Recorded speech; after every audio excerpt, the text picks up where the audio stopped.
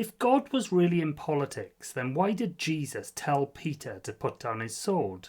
And why did he say, "My kingdom is not of this world"? That's been on my mind recently, especially with the latest things that have been going on, like Charlie Kirk. And now this isn't me pushing any sort of agenda. This is me asking questions and inviting you to do the same. Now, before we continue, a quick ground rule. This isn't left versus right.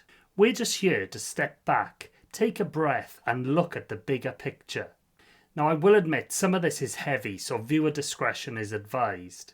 But I also want to keep it human and light along the way. So here's what we know. On the 10th of September 2025, Charlie Kirk was shot and killed at an event in Utah. And we found out recently that a suspect's been arrested and the investigation's ongoing. That's what's clear. But what's unclear is everything else that people are saying around that event. The tributes, the finger pointing, the political spin, and that's all started before Charlie's family have even had a chance to grieve. And I don't know about you, but for me that says a lot about the times that we're living in right now. And at this point I just want to bring Jesus back in. Jesus says, "Turn the other cheek, love your enemies." And when Peter grabs a sword, Jesus tells him to put it away and says, "Those who live by the sword die by the sword." And even when the disciples wanted to call down fire on the people who'd rejected him, Jesus stopped them. So Jesus wasn't pushing an agenda of violence, pillaging, killing people. He was actually doing the exact opposite, because his kingdom wasn't about politics or power. It was about something deeper.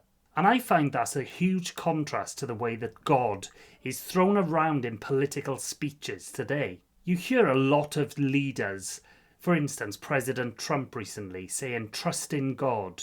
Now, I don't believe there's anything wrong in trusting in God. But when it's said in the same breath as "we're gonna crush the other side," that just doesn't line up with Jesus. And quite honestly, I believe if God ran a campaign bus, it wouldn't have attack ads on it. It'd probably give away free hugs and snacks at rallies. Now, moving on to Charlie Kirk, whether you love him or hate him, personally I don't know an awful lot about his agenda because I'm not heavily involved in politics or the media.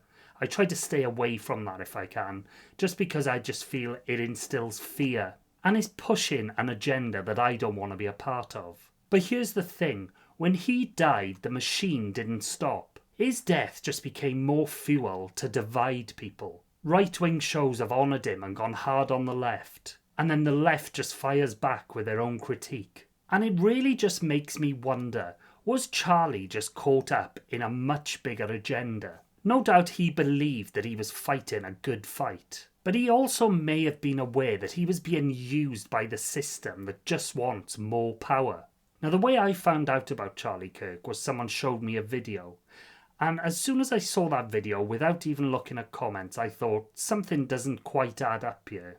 You've got a guy adjusting his hat behind Charlie Kirk, and then the bodyguard steps forward and makes some sort of weird hand gesture with his arm, and immediately Charlie gets shot. Now, some people, when I looked at the comments, were saying that's signals for a shooter. And then others say, come on, this is just a coincidence. And here's the thing, bodyguards do sometimes use non-verbal communication. But were these normal or just something else? I don't know. I'm gonna link that video that I watched down below this video.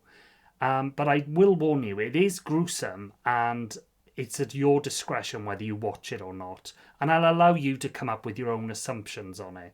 And then obviously, when these sort of events happen, they go back historically to the likes of JFK. He was taken out in broad daylight. And I know there's decades of conspiracies and documents, and a lot of people believe that we'll never fully know the truth. Because if there is some sort of agenda behind all this, those in power are really going to be doing the best job they can to cover these things up. Now, this is what I believe.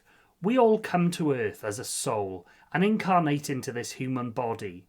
And when we come, we've got some sort of spiritual contract.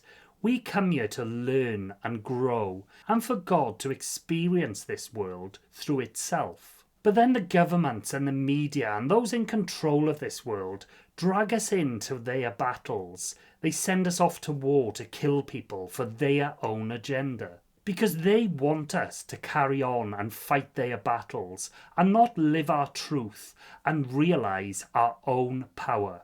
And I don't truly believe that these people are evil villains.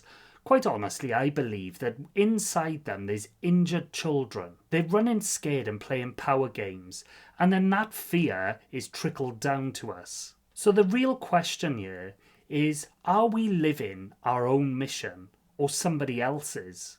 I'd just like to take a pause here. So put your hand on your heart and take a deep breath in.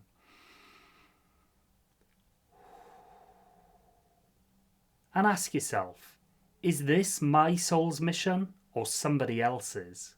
And before we sink too deeply into all of this, I'd just like to lighten things for a second. So I'd like to imagine a political party called the Campaign of Kindness. And our politics are free snacks at rallies, no attack ads, and mandatory hugs on a Tuesday. And now, I'd just like you to consider these 3 questions. Which of the things that I've talked about in this video are facts? The arrest, the death, the official statements. And which are interpretation? The hand signals, the motives, and the agendas. And one last really powerful one. If Jesus refused violence and power games, how should that shape the way that we see politics, leaders, and each other? As I said earlier, I'm not here to tell you what to believe. So let's keep it respectful, keep it human, and I'll share more reflections with you soon. Until then, keep choosing truth over fear and compassion over control. Thank you for watching today. I hope this landed well, and I'll see you in the next video. Have a great day.